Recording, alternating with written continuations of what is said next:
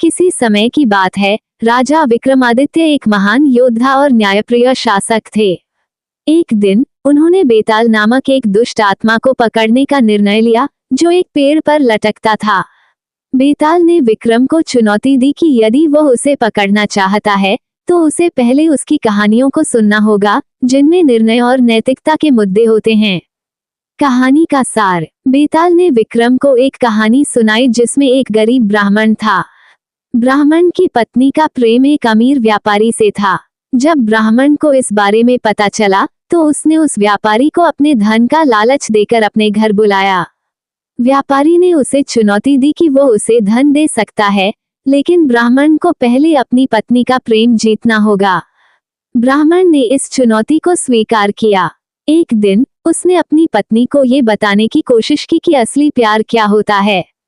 पत्नी ने कहा कि वो व्यापारी के धन से प्रभावित है और उसे उसके बिना जीने की कोई इच्छा नहीं है। ब्राह्मण को अत्यंत दुख हुआ। निर्णय की कठिनाई। इस कहानी में विक्रम को यह निर्णय लेना था कि ब्राह्मण को क्या करना चाहिए। क्या उसे अपनी पत्नी को छोड़ देना चाहिए या फिर उसे समझाने की कोशिश करनी चाहिए। कहानी के अंत में ब्राह्मण ने अपनी पत्नी को ये बताने का निर्णय लिया कि असली प्यार और सम्मान का अर्थ क्या होता है। पत्नी ने अंततः अपने गलत फैसले पर पछताया और ब्राह्मण के प्रति अपनी भावनाएं फिर से जागृत की। शिक्षा। इस कहानी से विक्रम ने सीखा कि कभी कभी जीवन के निर्णय बहुत कठिन होते हैं और सच्चे प्यार और समझदारी की आवश्यकता होती है। बेताल की कहानियां हमेशा एक नैतिकता और गहरे अर्थ के साथ जुड़ी होती हैं, जो हमें सोचने पर मजबूर करती हैं।